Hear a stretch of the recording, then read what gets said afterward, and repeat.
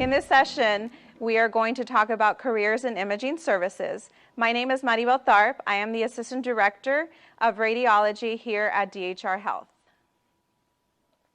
So my path to becoming a radiologic technologist started many, many years ago. I did go to South Texas College, and it is a 2-year program. There are several prerequisites and co-requisites that come with the program.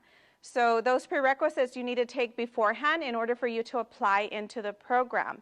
But if you have some extra time before the application deadline, then you can also take some of those co-requisites ahead of time and clear those out before. The program coursework itself is 2 years. So with those two combined, the program and the prerequisites, you're looking at about 3 years overall. With the tuition, as far as the overall amount and the quality, you would have to check with STC to see what the tuition costs are. However, there's so many opportunities to pay for your tuition, including financial aid, scholarships, and workforce solutions. In my experience, I didn't come from a home who was able to pay for tuition, so I came from a low-income family, and I qualified for financial aid.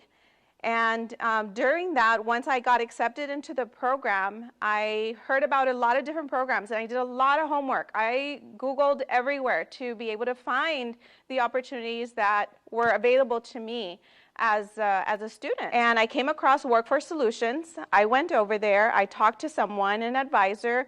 They directed me in so many directions to apply for different things, and I qualified, and I was able to get that. So through Workforce Solutions, they paid for my tuition, they paid for some of my textbooks, a backpack, and even some school supplies at that time. So, it doesn't hurt to check in there, call Workforce Solutions, see what type of opportunities they have. And then during the program itself, I did get a lot of scholarships. I continued to apply for scholarships just for that extra support to make those ends meet and be able to pay for everything that I needed to. So a day in my shoes. Right now, I am an assistant director of radiology, but when I first graduated, that wasn't the case. I came on board as a radiologic technologist. I started working at a local hospital before coming into DHR Health as a surgery tech. I learned how to run the C-arm in surgery, helping surgeons locate areas so that they can conduct their surgical procedure. As a rad tech, you come in, you assess and verify the physician's orders for the exams, make sure the diagnosis correlates to the exam.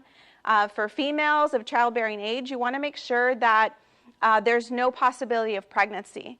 And if there's a contrast medium like iodine that they inject into the bloodstream, you want to make sure that the kidney functions safe. So there's a lot of things that you need to assess and consents that need to be filled out in order to make sure that the right procedure is being done for the patient.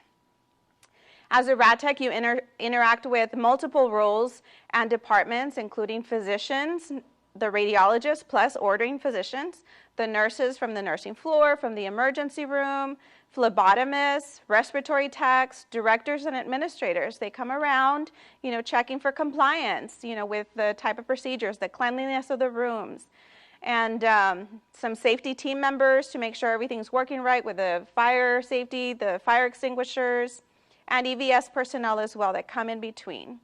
Rad techs respond to code blues for X-ray, trauma codes for X-rays and CTs, and code strokes for CT. They also assist with CPR when it's needed, especially when it happens in your own department in radiology. As an assistant director of radiology now, I oversee staffing, productivity, employee development, handle a lot of employee compliance issues, make sure that they have their credentials up to date, interviewing and onboarding of new staff, take care of a lot of payroll, time cards and time off requests, approving for vacation time and holidays. I also handle development of presentations such as this and forms, policy forms or assessment forms for our patients. I handle employee issues and some disciplinary actions, and also take in and handle any physician or patient concerns that they have, good and bad. Some fun facts. So some fun facts for radiology. X-ray was actually developed by accident. William Conrad Röntgen discovered X-ray in November of 1895 when he accidentally X-rayed his wife's hand. So you'll see a lot of X-ray images if you Google it of a hand with a wedding ring or an engagement ring. And that was his wife's hand that he accidentally X-rayed. So from there, a lot of development has occurred. And now we have so many service lines in radiology. In 1927, 37% of radiologic technologists were nuns. Today, there are over 330,000 registered radiologic technologists. And one last fun fact, in observance of Breast Cancer Awareness Month, the first ever 3D mammography exam was performed in the US in 2011. And here you'll see some images of some of our imaging specialties. So on the left side, you see a regular, normal chest X-ray. And on the right side, you see an upper GI exam being performed under fluoroscopy. So you see the white part is the contrast that's going through the stomach, and the black that you see inside the stomach is the air in there. So you see how it's starting to go into the small bowel system. And here on this next slide, on the left side, you have a CT of the brain. So you are able to see that. What CT stands for is computed tomography. So it takes like slices, almost like a bread loaf, where it's cut into slices.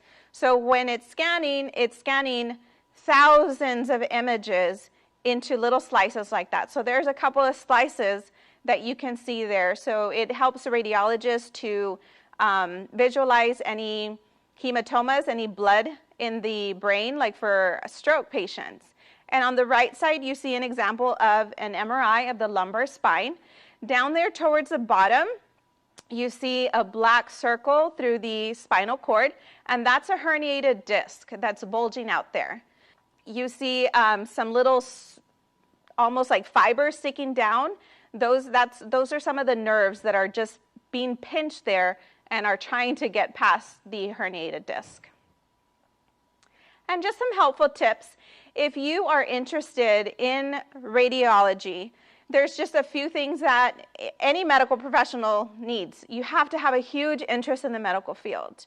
And sometimes radiology is not a field that you think about when you think about the medical field. You think about nursing, you think about being a doctor. Those are two of the major things, but there's so many careers in the medical field. So do your research on that and look at different opportunities.